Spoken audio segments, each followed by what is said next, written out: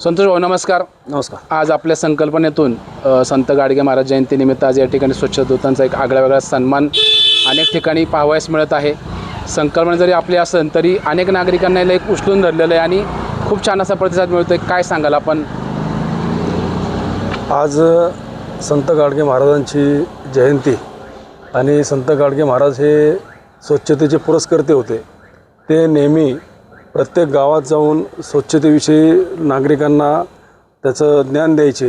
त्यांचं ज्या ज्या ठिकाणी प्रवचन किंवा कीर्तन असेल त्याआधी, जिथं कीर्तन प्रवचन असेल त्याआधी ते स्वतः त्या ठिकाणची स्वच्छता करायचे आणि संध्याकाळी लोक बघायची की अरे सकाळी हेच स्वच्छ करत होते ना, आज कीर्तन करायला तेच आलेत.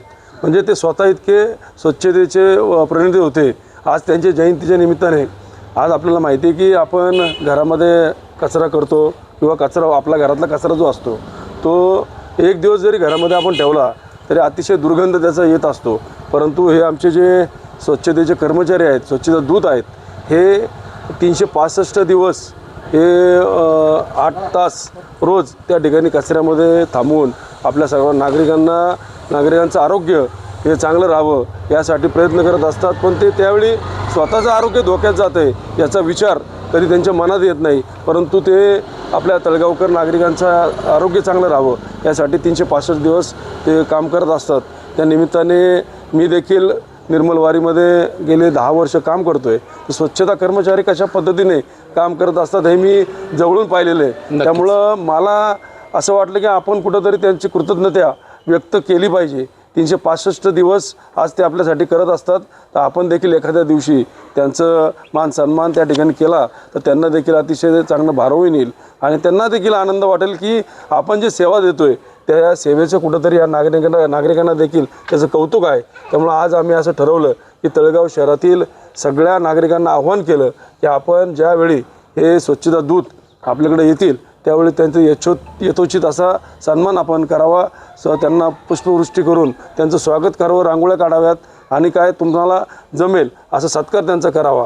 तर तळेगाव शहरामध्ये संपूर्ण तळेगाव शहरात सकाळी 7 वाजल्यापासून जवळपास प्रत्येक प्रभागामध्ये 10, 12, 15 ठिकाणी प्रत्येक सोसायटी असेल, प्रत्येक वैयक्तिक व्यक्ती त्या ठिकाणी या सर्व स्वच्छता दूतांचं सन्मान सत्कार करत आहे. त्याचं या सगळ्या स्वच्छता दूतांना देखील खूप भारावून आलेलं आहे. मी पाहिलं मागासपासून तर त्यांना देखील खूप भारावून आलेलं आहे आणि मला देखील खूप त्याचा आनंद आहे की अशा व्यक्तींचा सन्मान कधीही कुठं समाजामध्ये होत नाही. अशा व्यक्तींचा आपण सन्मान करतो आहे याचा देखील मला खूप अभिमान त्या ठिकाणी वाटतो.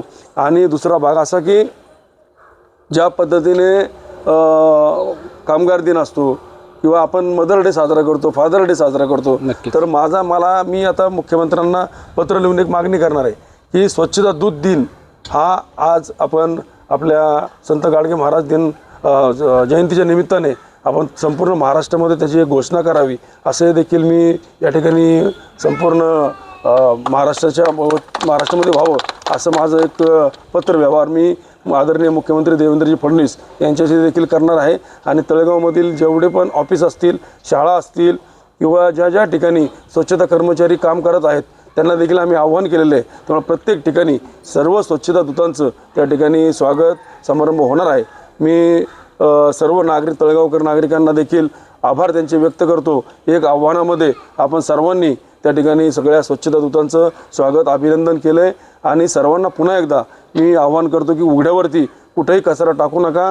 कारण की ही जी लोकं आहेत ही तळेगाव शहर स्वच्छ व्हावं म्हणून खऱ्या अर्थानं आपलं आरोग्य धोक्यात घालून आपली सेवा करत असतात. त्यांच्यासाठी तरी आपण किमान उघड्यावरती कचरा टाकू नये अशी विनंती करतो आणि थांबतो. धन्यवाद. नक्कीच भाऊ, धन्यवाद.